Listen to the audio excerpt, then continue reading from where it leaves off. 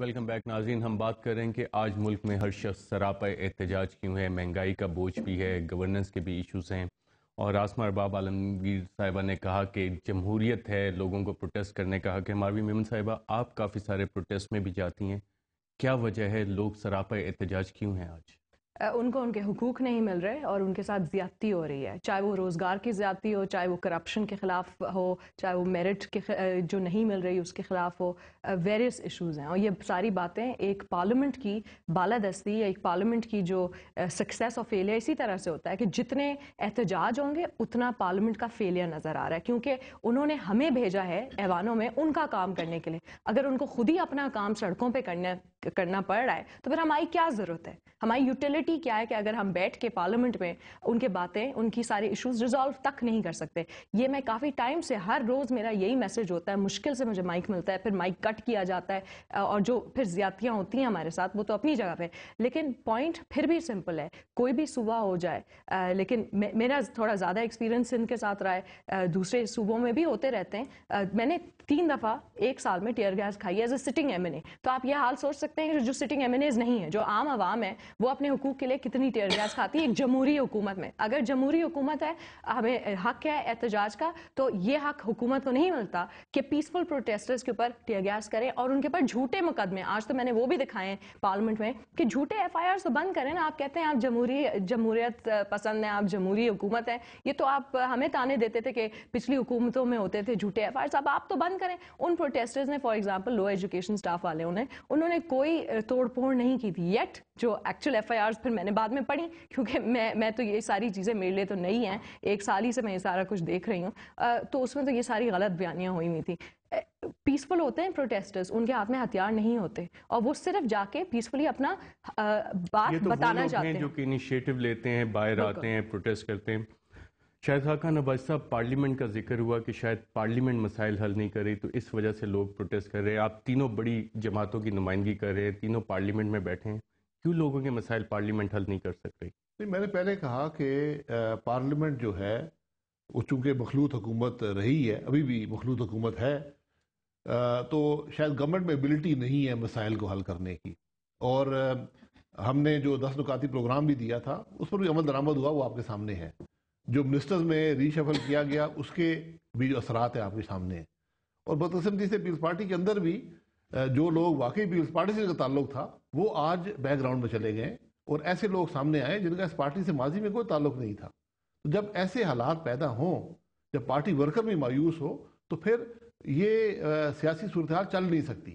پھر ہر قسم کی جو معاملہ ہوتا ہے اس کو پھر سٹریٹ پر حل کرنے کی کوشش کی جاتی ہے.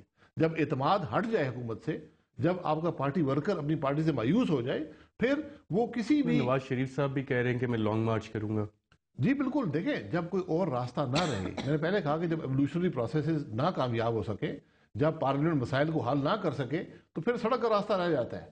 پھر ایک ریولوشنری آپ کو اقدامات اٹھانے پڑتے ہیں. جیسا کہ ماضی میں آپ ماضی قریب میں دیکھ لیں کہ جو ججز کا ایشو تھا, پوری کوشش کی گئی 1 سال کہ اس کو حل کیا جائے, وعدے ہوئے, ہر چیز ہوئی, وہ حل نہیں ہوا, اور 1 دن کے لانگ مارچ سے سارا مسئلہ حل ہو گیا.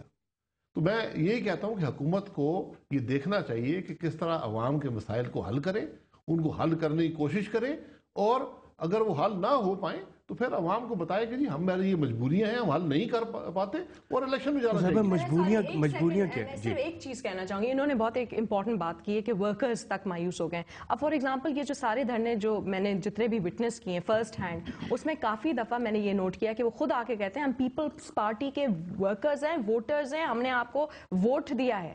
تو جب پیپلز پارٹی کے اپنے ووٹرز اور ورکرز آ کے احتجاج بھی کر رہے ہیں اور کہہ رہے ہیں ہمارا حق بنتا ہے, اور ان کا فرینکلی کافی حق بنتا ہے. اور for example lower education staff کا جو دھرنا ابھی تک کنٹینیوڈ ہے, ہم تو یہاں بیٹھے, وہ دریا خان صاحب جو پریزیڈنٹ ہیں وہ نواب شاہ کے پیپلز پارٹی کے بہت اہم ایک ورکر ہیں, اور انہوں نے صاف صاف کہا کہ میں نواب شاہ کو, میں نے ووٹ دیا ہے زرداری کی پوری فیملی کو.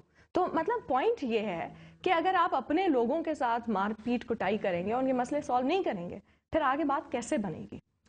تو صاحبہ حکومت کے کیا مسائل ہیں, کیوں مسائل حل نہیں کر سک رہے لوگوں کے؟ کیا لیمیٹیشنز ہیں؟ یہ ابھی اپنے لیے ایک ڈیبیٹیبل کویسچن ہے کہ حکومت کیوں مسائل حل نہیں کر سکتی. بات پھر دو پیچھے معزز پارلیمنٹیرینز آپ کے کولیگز ہیں، انہوں نے بات کی جو فیلڈ میں بھی ماروی کی. دیکھیں کہ سندھ میں خاقان صاحب مرکزی حکومت بھی اس پارٹی کی ہے، صوبائی حکومت بھی اس پارٹی کی ہے. وہاں کیا مسئلہ ہے؟ دیکھیں if you let me G speak. جی میں بالکل ایک وضاحت کرنا چاہتا ہوں. مسائل میں ہم یہی کہہ رہے ہیں کہ مسائل کے لیے ہم تھوڑا پیچھے جائیں گے. مسائل ہم یہ کہہ رہے ہیں کہ پاکستان میں آج بے انتہا مسائل ہیں، regional, national, international, local, name any. Pakistan واحد ملک ہے جو اس قسم کے انوکھے مسائل فیس کر رہا ہے. اکنامک پریشر، پھر یہ لا اینڈ آرڈر سچویشن کی وجہ سے بے انتہا پرابلمس بنے ہوئے ہیں، لیکن مسائل حل کیوں نہیں ہوتے؟ آپ کے لیے آپ کو اگر آپ ایک ٹرانزیکشن میں جا رہے ہیں فرام ڈکٹیٹرشپ ٹو جمہوریت، کبھی کوئی گورنمنٹ بھی اس کے بیچ میں آتی، کوئی جمہوری گورنمنٹ، اور وہ یہ دعویٰ کرتی کہ جی اتنے کم عرصے میں ہم سارے سسٹم کو ٹھیک کر دیں گے، دیٹ از امپاسبل. ٹھیک ہے، ہم نے کبھی یہ نہیں کہا. جو ایشوز ہیں وہ اب کے بھی نہیں ہے، وہ کب عرصے سے چلے آ رہے ہیں. ایک منٹ، لیٹ می دیکھیں، اگر ہم کرپشن کی بات کر رہے ہیں، اگر ہم اور بیسک ہیومن رائٹس کی بات کر رہے ہیں، یہ کوئی آج کے نہیں ہے. عوام اس لیے سڑکوں پہ آ رہے ہیں کہ آج عوام کو آپ نے حق دیا ہے سڑکوں پہ. آپ عوام کے ساتھ وہ نہیں کر رہے جو پہلے ہوا. عوام کے ساتھ آپ وہ نہیں کریں کہ سپریم کورٹ کے اوپر آپ اپنی پولیس کو آرڈر کرتے ہیں کہ آپ لاٹھی چارج کریں. آپ یہ نہیں کرتے کہ آپ جا کے جیو کے دفتر کے اوپر توڑ پھوڑ کرتے ہیں. ہم جیو کا بائیکاٹ کر لیں گے لیکن ہم نے اور کچھ نہیں کیا. یہ دس از کالڈ جمہوریت. جمہوریت یہ وہ تسلسل تھا جب اس گورنمنٹ نے ٹیک اوور کیا. ایوری بڈی نیو. میرے خیال میں خاقان صاحب کی پارٹی کو بھی پتا تھا. That is why they left us in the beginning, کیونکہ کوئی ایشوز کم نہیں تھے. name any issue and that was there on the table with the economic crunch. لوگ ہمیں کہتے ہیں کہ آپ لوگوں کو سیلاب میں وہ ریلیف نہیں ملا جو پچھلی گورنمنٹس کو ملا. ہم مانتے ہیں کہ ہمیں نہیں ملا ریلیف. اس کی وجہ بھی کوئی ہمیں بتائے کہ کیوں. ہمارے اوپر ویسٹ نے ایک لیبل لگا دیا، جی کریڈیبلٹی نہیں ہے. Credibility was not the issue. Pakistan کے عوام نے ووٹ دیا، ان کی کوئی کریڈیبلٹی نہیں تھی. ہم تو یہ مانتے ہیں کہ الیکشن میں کوئی ہیر پیر نہیں ہوا، سب کو ووٹ ملے ہیں. تو کریڈیبلٹی کیوں نہیں تھی جب پارلیمنٹ ایک کولیشن گورنمنٹ چلا رہی تھی؟ کریڈیبلٹی اس لیے نہیں تھی کہ آپ ویسٹرن ڈکٹیشن نہیں لے رہے تھے، اس لیے آپ کی اور مشکل ہو گیا. کریڈیبلٹی اس لیے نہیں تھی کہ آپ نارتھ وزیرستان کے اوپر وہ آپریشن نہیں کر رہے جو ان کے کہنے پر آپ کو کرنا چاہیے تھا. یہاں پہ ایک چھوٹا سا وقفہ لیتے ہیں، نیوز بریک پہ جانا ہے اور اس کے بعد آ کے ناظرین اپنی گفتگو جاری رکھیں گے.